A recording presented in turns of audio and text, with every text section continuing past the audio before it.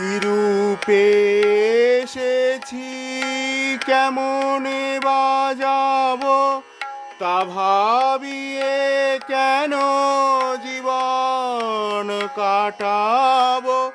কি রূপে এসেছি, কেমনে বাজাবো, তা ভাবিয়ে কেন জীবন কাটাবো। তুমি আনিয়াছো তোমারে পাবো, তুমি আনিয়াছো তোমারে পাবো।